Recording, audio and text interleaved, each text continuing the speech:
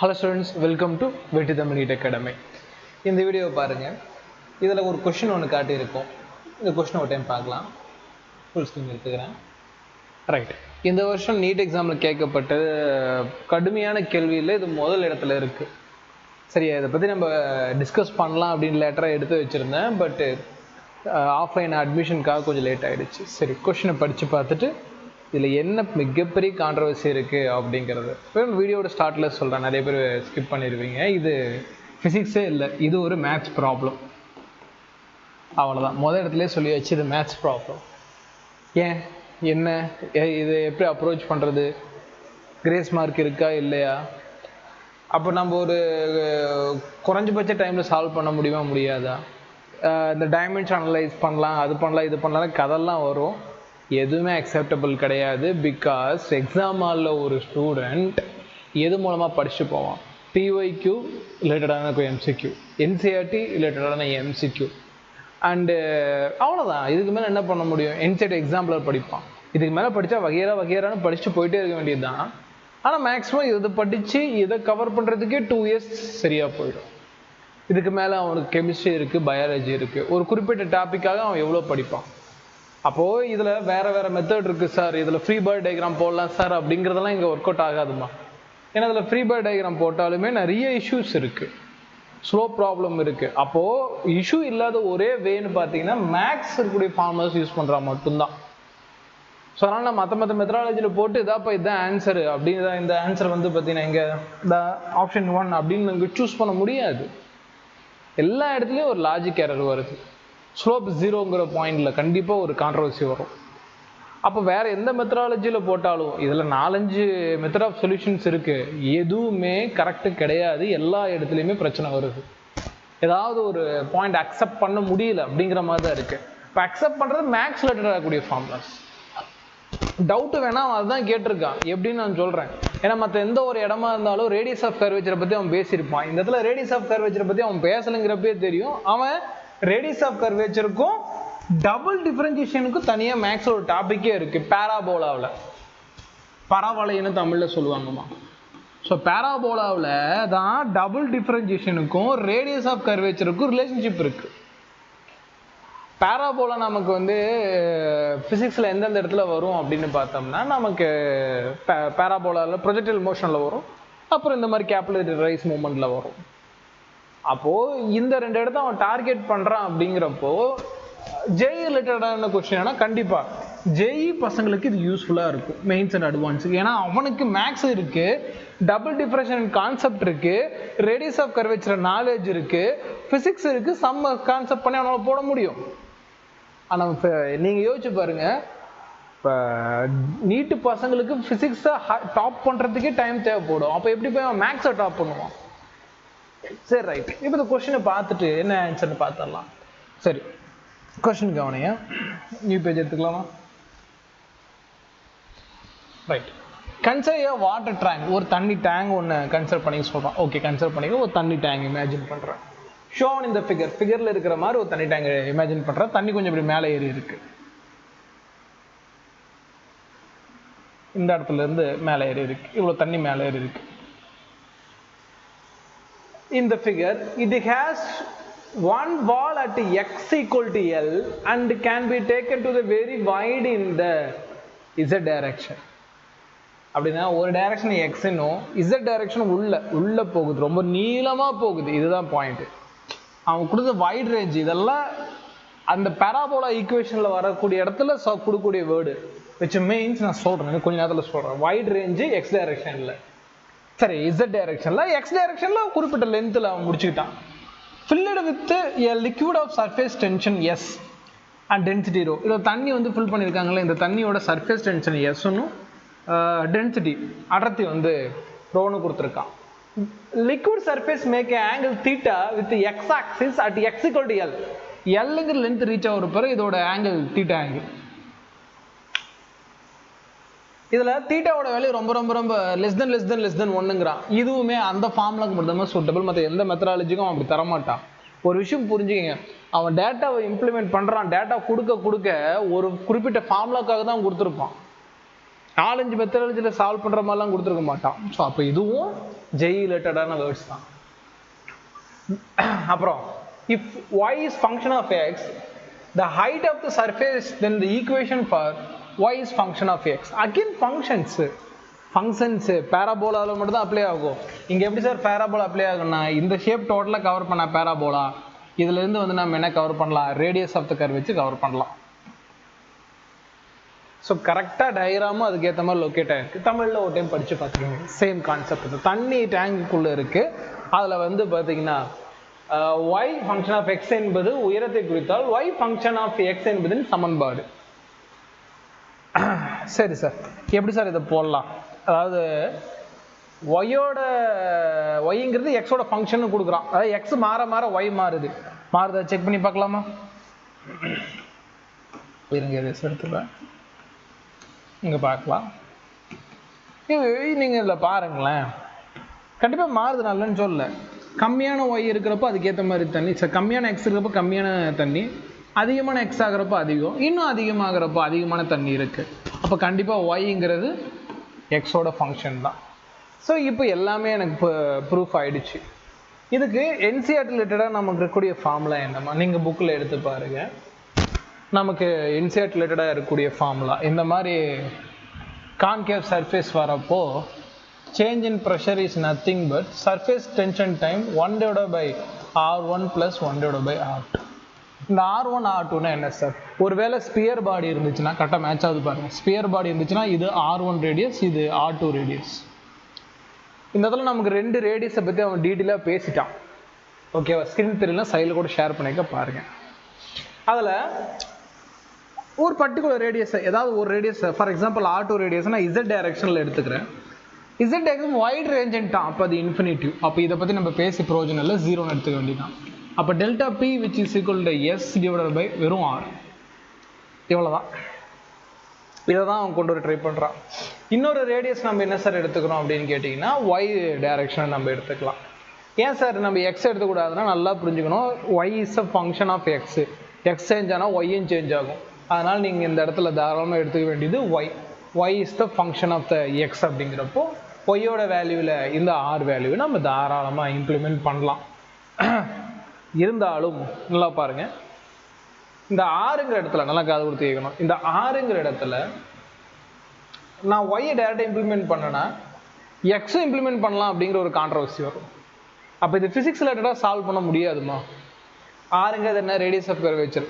ஜெய்க்கு போய் தான் ஆகணும். ஏன்னா ரேடியஸ் ஆஃப் கர்வேச்சருக்கு ஜெயில் என்ன ஃபார்முலா ஒன்று இருக்குது மேக்ஸில் அப்படி பார்த்தோம்னா 1 + dy / dx power square whole, இதுக்கு டோட்டலாக இதோட ஹோல் ஸ்கொயர் பவரில் 3/2 divided by d square y divided by dx square. வந்துச்சா double differentiation, radius of curvature, math formula, மேத்தில் பாராபோலா ஃபார்முலா. இதை தெரிஞ்சிருக்கணும் சார். நான் ஃப்ரீ பாடி டயக்ராமில் மேலே equal to f 2 time f sin θ இல்லை f sin θ ஈக்குவல் டு mgன்னு போடுறேன். எல்லா இடத்துலையுமே ஒரு டவுட் வரும். ஸ்லோப் 0 ஆகுறப்ப என்ன பண்ணுவீங்க? அப்போது இது கண்டிப்பாக இந்த ஃபார்முலா பேஸ் பண்ணி தான் இருக்குது. கரெக்டாக இதில் மேட்ச் ஆகுது பாருங்களேன். சரி, தூக்கி அப்படியே போடலாமா? பாருங்கள், எக்ஸ்பிளைன் பண்ண கரெக்டாக இருக்குது பாருங்கள். R = 1 + dy / dx power whole square power 3/2 divided by d square y divided by dx square. நீங்கள் பாருங்கள், கொஷின் பேப்பரில் கிளவராக ஒரு இடத்துல அவன் கொடுத்துட்டான். dy divided by dx equal to tan θன்னு சொல்கிறான், sin θன்னு சொல்கிறான், தீட்டான்னு சொல்கிறான். தீட்டாவோட வேல்யூ less than 1ங்கிறான். இதுதான் பாயிண்ட். அப்போ less than 1 அப்படின்னு என்ன சொன்னால், ஏன்னா நமக்கு தெரியும் ஸ்மால் வேல்யூ ஸ்கொயர் பண்ணால் நம்ம எடுத்துக்கவே தேவையில்ல. ஆல்ரெடி இது ரொம்ப small value. Small value square பண்ணால் இன்னுமே என்ன ஆகும்? Very very very very small வேல்யூவாக மாறும். நம்ம 0ன்னு எடுத்துக்கலாம். அப்போ இந்த டேர்மை விட்டோம்னா 1 + 0 பவர் ஸ்கொயர், இதோட செட்டில் power 3/2 divided by double differentiation d square divided by dx square. பாருங்கள், இந்த ஃபார்முலாக்கு ஏற்ற மாதிரி தான் சம் செட் ஆகுது. மேலே டேர்ம் 1 ஆகிடுமா? இது 0 ஆகிடுச்சு, விட்டுடலாம். 1/3/2னாலும் 1 தான். அப்போ டேரெக்டாக நமக்கு R = என்ன கிடைக்குது? 1 divided by d square y double differentiation dx square இந்த பக்கம் வந்துருச்சுன்னா d square y divide by d x ஸ்கொயருங்கிறது தான் ஆர் வேல்யூ. ஆல்ரெடி தெரியும் delta P which is equal to S divide by R. Delta P pressure inside minus outside அந்த curvature difference பொறுத்து இருக்கு இல்லையா. நமக்கு டைரெக்டாக ஃபார்முலாவில் இருக்கு h rho g which is equal to S divide by R. ஆறுங்கிறதுல என்ன போடலாம், double differentiation d square y divide by d x square. இது அப்படியே பெருக்கல்ல வரட்டும், இது வகுத்தில் வரட்டும். இந்த செட் அப்படியே இந்த பக்கம் பெருக்கல்ல கொண்டு வரலாம். சாரி எங்கே மிஸ்டேக் பண்ணோம். இது ஆர் வேல்யூ, சாரி இது ஆர் வேல்யூ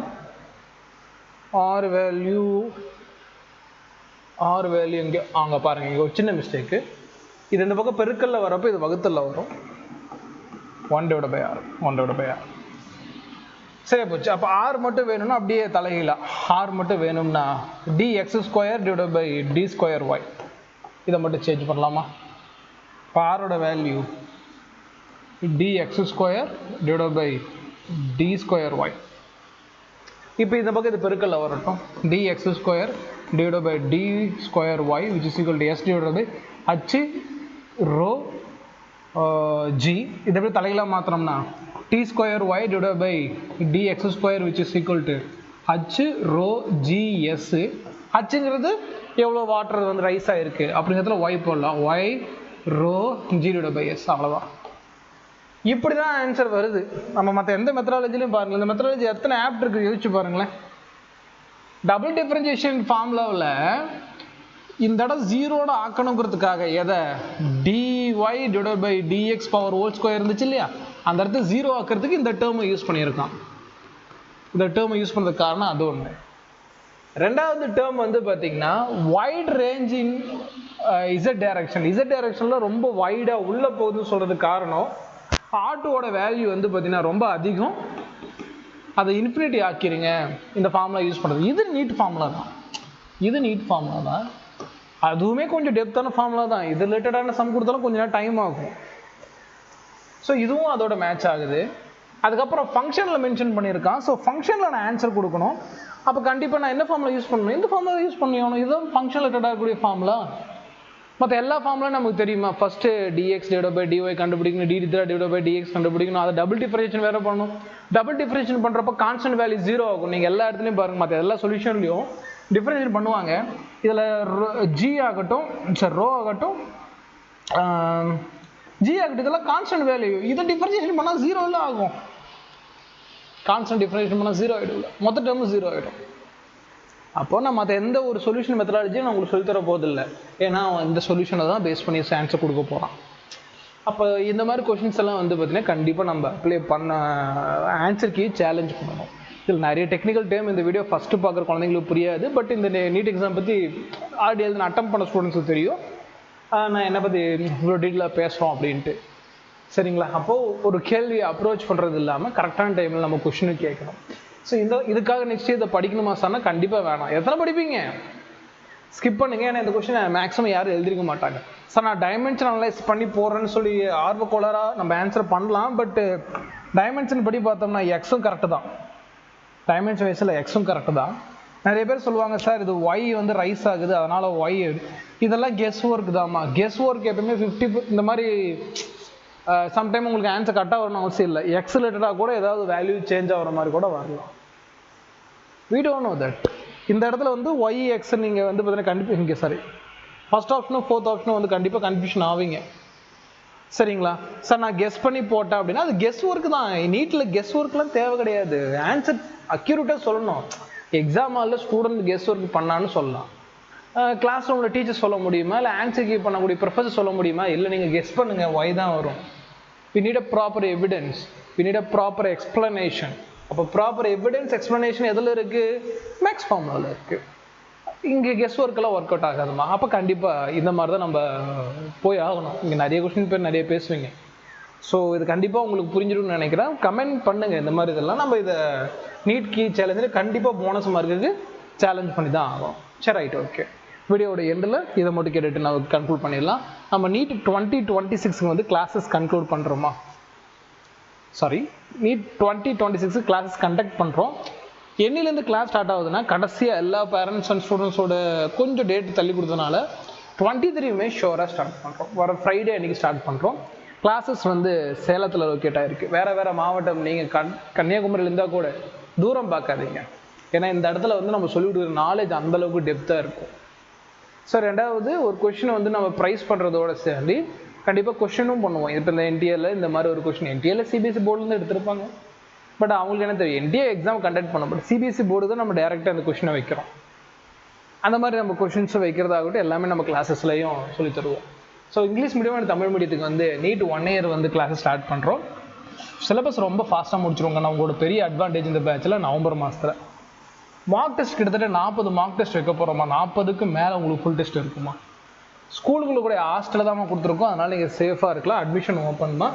9080549820 இந்த நம்பரை கான்டாக்ட் பண்ணி என்கொயரி பண்ணி ஜாயின் பண்ணிக்கோங்க. ஃபீஸ் பார்த்தீங்கன்னா மொதல் 10 ஸ்டூடெண்ட்ஸ் மட்டும் 7.5 இருந்தால் 35,000, 92.5 இருந்தால் 55,000. ஒரு 10 ஸ்டூடெண்ட்ஸ்க்கு நம்மளால் தர முடியுமா. வெள்ளிக்கிழமை வரைக்கும் தான் அவங்க அட்மிஷன் இருக்குது. ஸோ அதுக்குள்ளே போட்டுக்கோங்க. அதுக்கப்புறம் நெக்ஸ்ட் பேட்ச். பட் அந்த பேட்சில் இந்த ஆஃபர் கண்டிப்பாக வராதுமா. இது ஒன்று தான் வந்து பார்த்திங்கன்னா நம்மளால் கொடுக்க முடியும். இருக்கிறப்ப அதுக்கான ஒரு புக்கிங்கை நீங்கள் பண்ணிக்கங்க. கிளாஸஸ் வந்து ஒன் செகண்ட் சொல்கிறேன். சேலத்தில் கூடிய ஆட்டாம்பட்டியில் லொக்கேட்டட் கூட எஸ்விஎம் ஹையர் செகண்டரி ஸ்கூலில் நான் நடத்துகிறேன். ஃபிசிக்ஸ் அண்ட் ஃபிசிக்கல் கெமிஸ்ட்ரி நான் தான் கிளாஸஸ் எடுப்பேன். மற்ற டிபார்ட்மெண்ட்டுக்கு மற்ற ஃபேக்கல்ட்டி இருக்காங்க. எக்ஸ்பீரியன்ஸ் ப்ளஸ் வந்து தமிழில் சொல்லிக் கொடுக்கக்கூடிய தமிழ்நாடு ரிலேட்டடான ஃபேக்கல்ட்டிஸ் உங்களுக்கு ப்ரொவைட் பண்ணியிருக்கோம். மறக்காமல் பயன்படுத்திங்க. இந்த கொஷினில் இந்த நாலேஜ் உங்களுக்கு புரிஞ்சிருக்குன்னா முதல்ல சப்ஸ்கிரைப் பண்ணிவிட்டு ஒரு கமெண்ட்டை போட்டு விடுங்க. ஓகேவா. ஏன்னா நான் என்னோட தரப்பில் சொல்கிறேன். நீங்கள் ஒரு ஆர்கியூமெண்ட் பண்ணலாம். சார் இப்படி பண்ணலாம் இல்லை இந்த பாயிண்ட் அப்படின்னு சொல்கிறப்போ தான் எனக்கு ஒரு ஆர்வம். சரி பையன் வந்து பார்த்தீங்கன்னா இதை பற்றி பேசினா தான் ஆர்வம் வரும். அதை பற்றி கேள்வி அதிகமாக கேட்க முடியும். ஒரு வெறுமனே எனக்கு அண்டர்ஸ்டாண்ட் ஆகுது சார் அப்படிங்கிற கமெண்ட்டை தாண்டி அதை பற்றி கொஞ்சம் டிஸ்கஸ் பண்ணுங்கள். கண்டிப்பாக நம்ம அடுத்தடுத்த வீடியோ அந்த இதை பற்றி பேசலாம். இன்னும் சில கொஸ்டின்ஸ் இருக்குது, அதை பற்றி சீக்கிரமாக பேசலாம். புதுசாக வந்து students and parents channel subscribe பண்ணிக்கோங்க. தேங்க்யூ ஃபார் வாட்சிங்.